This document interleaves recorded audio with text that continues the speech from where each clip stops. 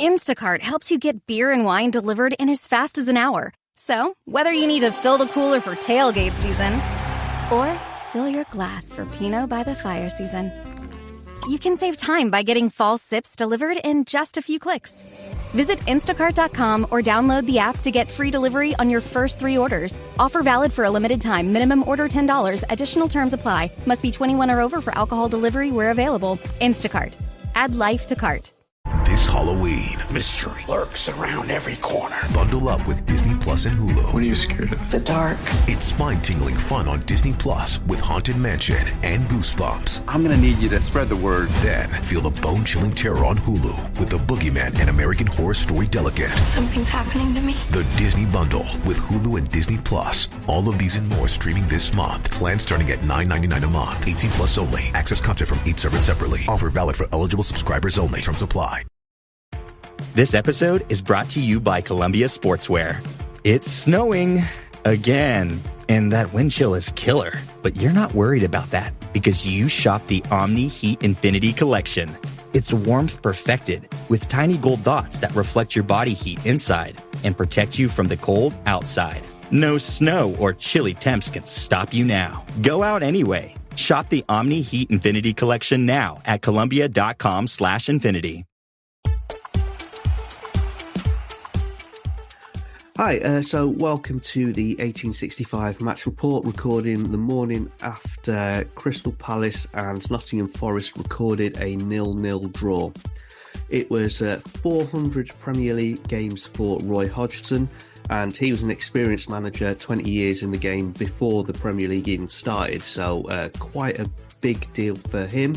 As for Forest, we lined up in a sort of 4-3-3 kind of formation. Matt Turner continuing in goal.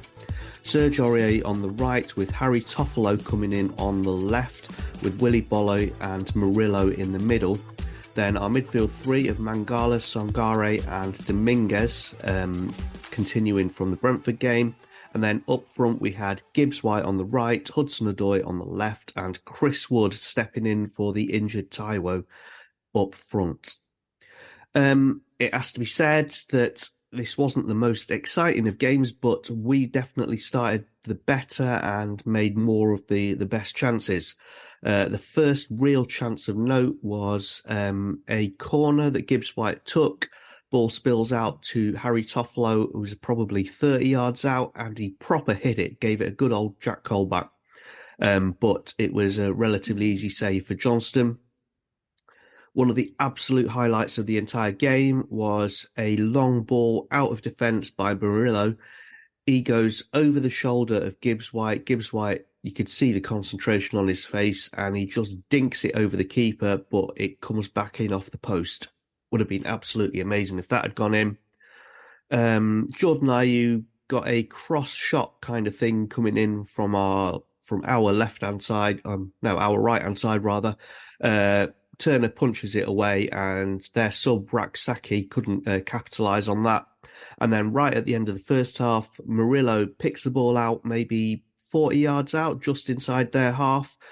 He beats 4 of their defenders on this massive mazy run, putting Gay on his arse, and then has 2 shots, both of which were saved by the keeper. In the second half, it carried on more of the same, Palace sort of coming into it a bit more. Mateta put it wide after Edouard sort of cut us open on the break. We had a good period of sustained pressure. Toffolo crosses it for Montiel, who replaced Aurier, and we'll talk about that later. Montiel shoots, but it's deflected away. There's another bit where Dominguez cuts inside from the right-hand side and forces a save off Johnston. And then finally, towards the end, Origi, who came on as a late-ish sub, runs to meet Johnston, but can't quite take the ball off him. So that was kind of the highlights of the game. As I say, it was 0-0. And to be honest, we're probably looking back on that thinking we could have got more out of that game. So I'm joined by George, who was at Selhurst Park. How was it for you, George?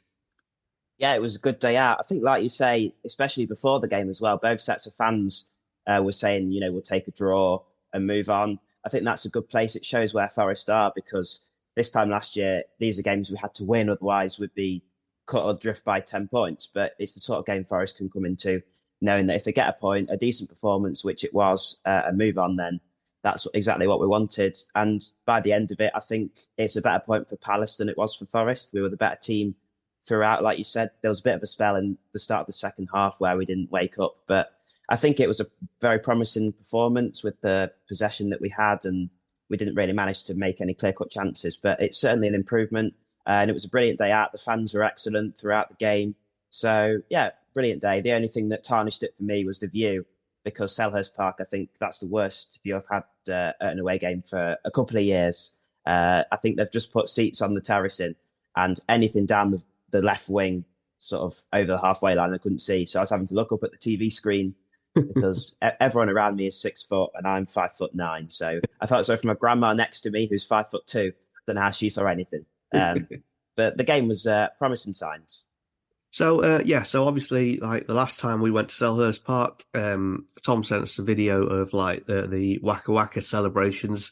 So you're saying the atmosphere, not quite that good, but not far off? No, the Waka Waka chant did come out at one point as well. But no, it wasn't quite as lively as that day was, but we were certainly louder than the Palace fans, I thought. And it was a similar mood, obviously not the party atmosphere, but a very positive fan base, which it's great to be a part of things when, things are going that way. And we're not pulling up any trees, but I think the fans are realistic and are just grateful for where we are, because a couple of seasons ago, we were an average mid-table championship side. Now we're an average mid-table Premier League side. So well, I know which one I'd rather be in. Actually, that was one of my thoughts, is probably sort of partway through the second half, I was thinking these are two very, very solid mid-table sides here. Yeah, which that's a long way to have come in a very short time. Yeah, Paddy Power, I think a few weeks ago, wasn't it, they tweeted about Man City playing against mid-table teams or something, and it made us Forest fans' days, because being a mid-table Premier League team, after being out of the league for 23 years, we'd take that, wouldn't we? Yeah, absolutely. So there's a couple of things I had down to talk about. So first of all, I think probably the most spectacular thing of the entire game was Murillo. I said against Brentford, he's a big old unit. He's not tall, but he's very, very hefty, and you can see he's got quite a lot of power. But he's got no small amount of skill and vision either. Yeah, he seems to have it all. I mean, for that chance, he picks it up on halfway. He gets past Hughes and someone else. Then you think he's going to shoot. Then he jinks it past Gurhey, like you say, puts it on his arse, and then you just wish that maybe he got his foot through it, but he it was his weak foot and it was straight at Johnson, and he couldn't score the rebound. But I think he just showed everything in that performance. Like you say, he's not the tallest, but he's fantastic in the air.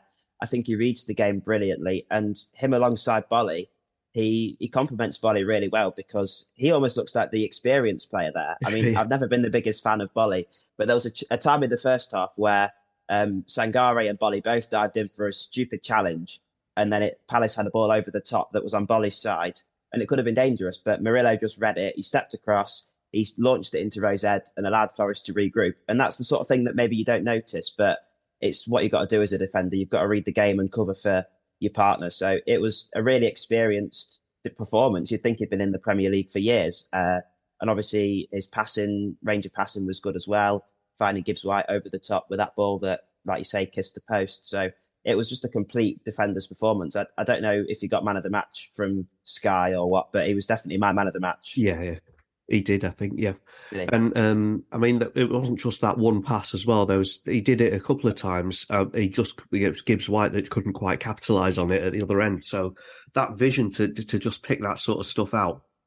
And actually, that leads on quite nicely to sort of our style of play in general, because I would say, I can't remember, at one point the stats were saying 50-50 possession, and Palace, a bit like us last season, weren't really a side that was set up for having lots and lots of possession. And this new style of play, as it were, is something we're kind of growing into. How did you think it worked for us? I've got to say, you say the 50-50, it felt like we had a lot more possession than them. I don't know if that's because we're used to Forest having 20% possession, so us having a balanced amount, it seems like we've got it all the time. But I think it was good. The one thing that I picked up on was the midfield three work brilliantly together, and in possession, I think they're fantastic, and they're all sort of finding their way with the new system, and Gibbs-White did fantastically. But with Forest playing that three in midfield and then Gibbs-White in there, I think we sort of lack a bit of width on the right-hand side. And there's a few times where Aurier, who did a fantastic job, but he can't go forward every time, and he sort of gets the ball and there's no one running ahead of him, where sort of before we'd have Johnson dying down there and you can play him in. I think we missed that outlet. So I think the aim is to get to a position where we can just play two in midfield and build off that and have a more balanced midfield and attack. But yeah, I think it's working well. We've got players like Dominguez, Mangala, Sangare in there who just look better every game, and having those more technical players in there, the possession football that we're going to play is going to be easier. So I think it's positive signs, and it's nice not to just be watching the other team play. It's nice to see Forest actually getting a foothold in the game, looking like the better team and making things happen, as opposed to just launching up to Awoniyi, hoping he wins a flick on and trying to get something from that. I have to say, Mangala would have been one of my quiet shouts for man of the match, because I thought he was outstanding.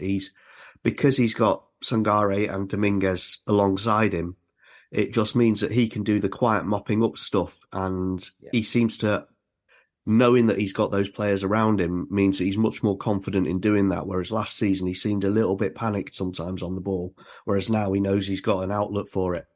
Yeah, and I think Mangala, he's fantastic in that role. He, like you say, he does the things that you don't see, and he's never one of those that makes these long passes or has a he's always in a position really from corners to have long shots. I don't know why I've noticed that, but he always seems to be in that position. But yeah, he just goes about that stuff quietly. It's like a few years ago when we had Ben Watson in that role, and he had that couple of great seasons just doing the things that you don't notice, but it's needed. And last season, I suppose, with Freuler alongside him, who I was never a fan of, he sort of almost had to do two players' jobs, whereas now we've got that balance in midfield. He can just go about his business quietly, like you say, and every week he's a 6 or 7 out of 10, and that's the type of play you need in midfield, I think, in the Premier League, isn't it? Definitely.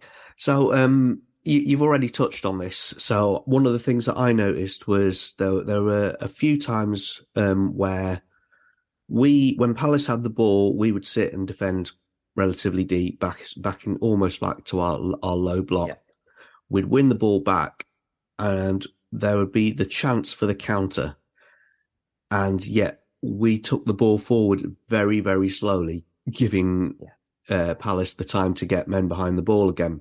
And part of that was that we don't have the likes of Jono playing up on the right to run into that space, and we had Chris Wood, who's obviously not as pacey as Awoniyi.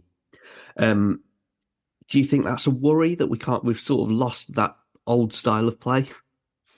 Yeah, I'm not sure really. I think there was a lot of times where we had the chance to, but we didn't. I remember in the first half, Toffolo often got in some good positions down the left, but he never got picked out. Forest just turned back, and Hudson-Odoi did it as well. They were sort of almost sticking to the style too rigidly and trying to pass it around and find the perfect chance. Whereas you've got to find that balance, which it'll come over time as they get used to playing that football. But, like you said, there was times where we had a chance to nip it around the corner or to play it and hope someone could run onto it, but we just chose the safe option. So I think that outlet in Johnson was missing. And I think that's something that when Anthony Elanga starts, we've got to try and get him involved in games a bit more, because against Brentford and Man City, he didn't start against City, did he? But against Brentford, when he started, he didn't really have any impact in the game. And that probably is because in the few games that he's played, Arsenal away, coming off the bench, counter-attacking when we're hanging on, things like that, that's where he thrives. So we've got to adapt to it, and nothing's going to be perfect at this stage. But yeah, I think it's promising signs. The 1865 Match Report. Expressing your love can look many different ways. And with the right jewelry gift from Blue Nile, it can truly sparkle. Blue Nile's collection of classic diamond jewelry makes for the kind of gift that speaks volumes without saying a single word. Or switch things up with a sapphire piece sure to spark conversation. Either way, Blue Nile's Diamond Guarantee ensures you get the highest quality at the best price. Express yourself with Blue Nile, the original online jeweler, at BlueNile.com. That's BlueNile.com. For the 2023-24 season, 1865, the Nottingham Forest podcast, is sponsored by Green King Sports, where football is more than a game. Green King Sports venues are showing every televised Forest fixture over the course of the season, so instead of turning to the internet for a dodgy stream, get your mates together and get down to your local Green King pub and get closer to the action. They've just launched the Green King Sport Instagram page, which will be the home of fan content, deals and competitions throughout the season. Drop them a follow and you won't just be the first to know all about this, you'll be helping us out at 1865, the Nottingham Forest podcast as well. Now, back to your podcast. You're listening to 1865, the Nottingham Forest podcast. Quick word on Chris Wood. So obviously Taiwo is out for what looks like a month. Luckily, that kind of hits with the international break, so we might not miss him for too many games. How do you think Chris Wood did? Well, it was interesting to see which one he'd choose, wasn't it? Because we had Origi and Wood, who both had been coming off the bench at similar times, and it felt like they were sort of almost even, but Cooper put his loyalty in Chris Wood, and I suppose he had to repay him. I don't think he never does too bad. He never does things really wrong, but, you know, he's a very different player to Taiwo, who gets himself involved in the game. You always know he's there. He's on the defenders. He's winning headers. Whereas I sort of don't know what Wood's strength is. I mean, he's taller than Owonu, but he never seems to win anything in the air. He's not got much pace about him, and I suppose the one place where you've seen him best is in the 18-yard box with crosses coming in. You look at the 2 goals, I think it's 2 goals he scored against City. Sneaking in at the far post. Yeah, and then that little flick, that little header, you know, it's those strikers' moments. But we're not a team that creates bagloads of chances, and we almost need a striker that creates his own chances like Taiwo does at times. So I think it's a bit of both. It's Wood sort of not adapted to our style, but also us not playing to his strengths. I think also something that I was going to mention as well was if Forest in possession, Palace made it very difficult for them because, like you said, Forest were very quick to drop off.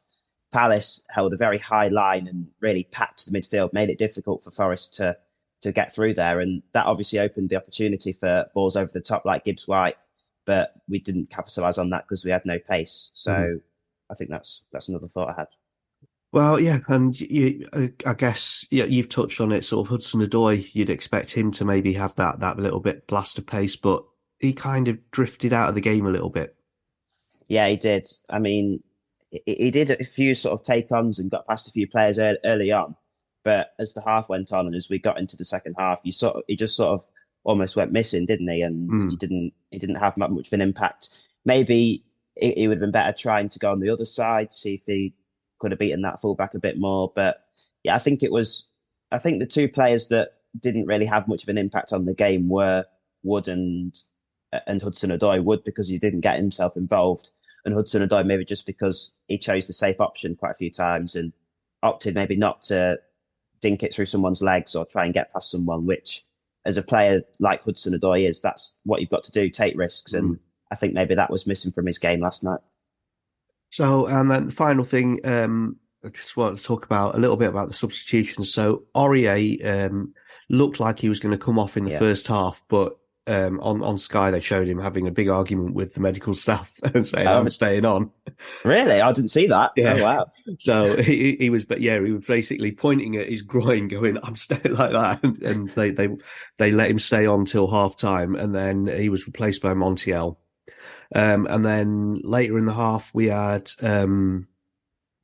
Yates coming on. We had Kouyaté coming on. That was kind of like, that would have been a pretty nice thing if he could have scored against his former club. And Origi and Elanga coming on as well. I don't think any of them were for injuries though, so that's kind of a bonus point there. But how do you think they did? How did they influence the game? I think Montiel continues to impress. He had that difficult game, didn't he, at home against, was it Burnley, that he had to be taken off against. But since then, I think his performances have been positive. He offered, I think, like him and Toffolo did perfectly in the second half down the flanks. They had that, was it Al-Daki or something, that winger that was on Toffolo's side, but he looked the most threatening player and Toffolo dealt with him brilliantly.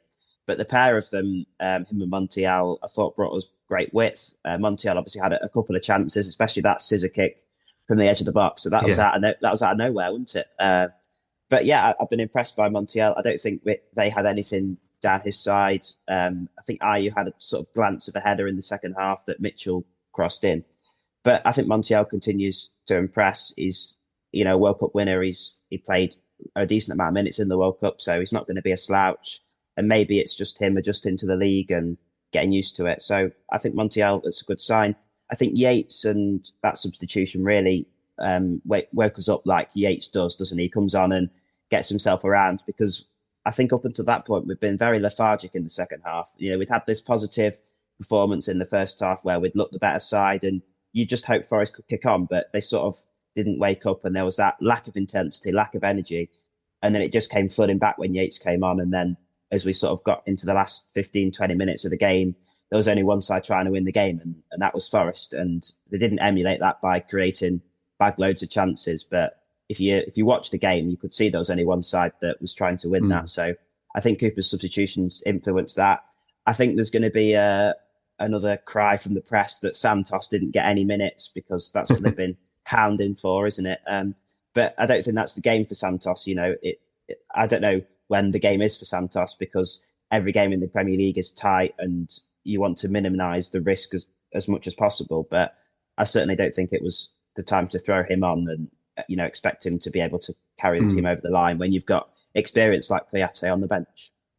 Definitely. So that's we'll leave it there then. So that's it. It finished 0-0. But yeah, Forest in the ascendancy, probably looking like a very, very decent mid-table Premier League club. And as I said before, just what we want. Yeah, we'd have absolutely bitten your hand off for that 2 years ago when Steve Cooper came in. So thank you very much, George. Thank you for your insights on Selhurst Park. And we'll be back during the international break. So we hope to see you then. Thank you very much for listening.